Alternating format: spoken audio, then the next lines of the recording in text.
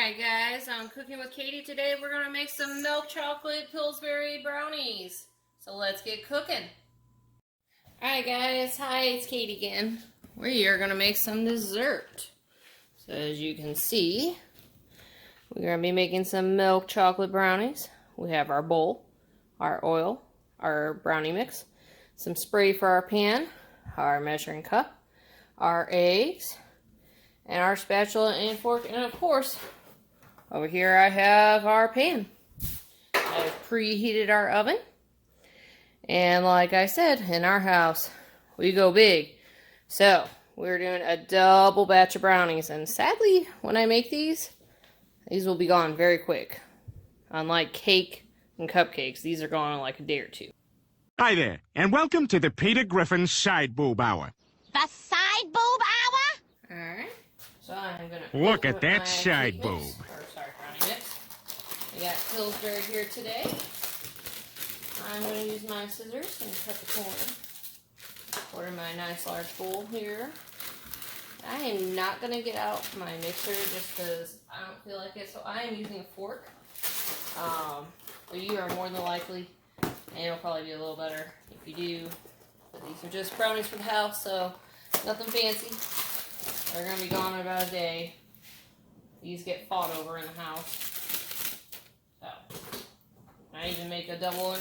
We like ours to be kind of chewy and soft, so if you like some more cake-like brownies, I suggest you bake it longer and use, there we go, more eggs. It says on the back, use, oh, this one doesn't say.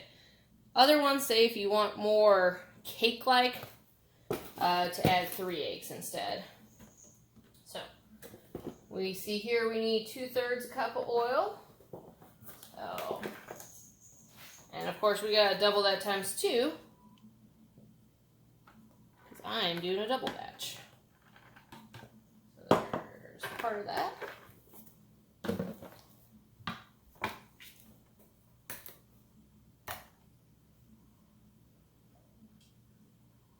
So there's 2/3 times 1. Pour it in. 2/3 going twice.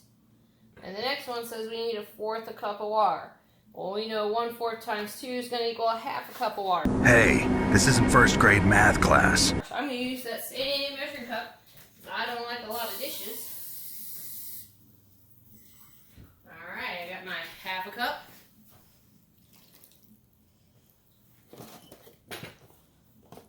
And then next we need our eggs. With eggs, you gotta be careful because sometimes you might get some shell. Heroes in a half shell, turtle power. So I'm gonna crack it. Oh, that one cracked horribly. Alright. I usually put all my trash inside the box. So now that I know there's no shell there, dump it in. Plus, maybe you have farm eggs. You might have a fertilized egg with a little blood dot. I don't like that. So that egg would be tossed. There's 2 eggs. Remember, we're doubling it, so we need 4 eggs. That leaves 4. 3 eggs. And 4.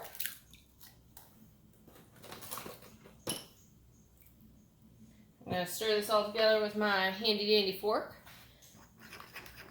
I'm going to get it all nice and smooth.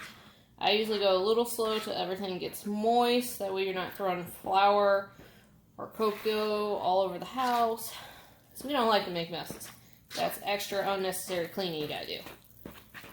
So it's starting to get all moist. And this is a good thing if you have a husband or somebody at home with some muscles. You can have them really stir it if you don't have a hand mixer. But if you don't have a hand mixer, it's okay. There's been years I have not had a hand mixer. Or like today, I just don't feel like pulling it out. I'm going to try to get all those lumps out. And I would suggest you also take out your handy dandy spatula. I scrape the sides. I scrape the bottom to make sure that I've got all that powder. You see I didn't hit all the powder on the bottom.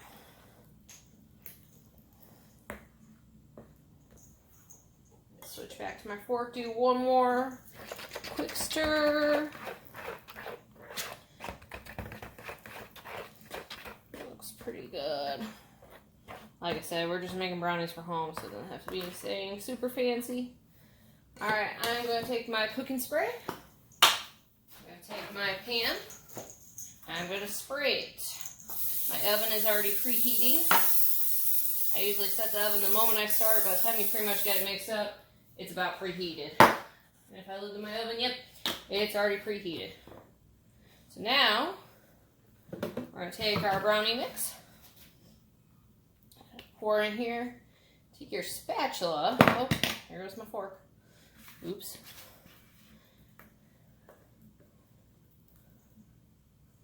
We're going to scrape as much as we can into the pan.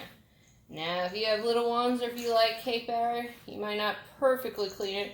Like I might save that a little bit for, you know, taste test it. Make sure it's not poison for the family. Alright.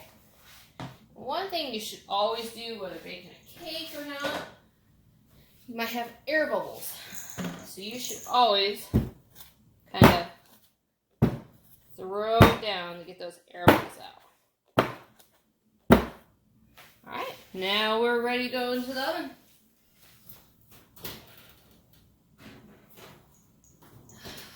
I always set my timer for a little sooner. So it says for a 13 by 9, we're going to do 28 to 31. So I'm going to put it on 25. I will say this oven's a little weird.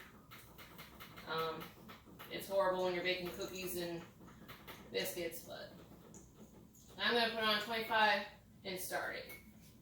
Alright. So, as you see, we have our timer started. Our brownie pan in the oven. Kitty inspecting our work. Making sure that we are ready. And now we're going to start on our next project. We are going to make some stuffed peppers. A few minutes later. So these are our brownies. I've cut them because if we don't cut them, it's a fight. Because somebody thinks half a pan of brownies is their own. So now they're ready to eat. They're slightly warm, but cool enough I can put our lid on there. And we can eat those and bon appetit. Enjoy.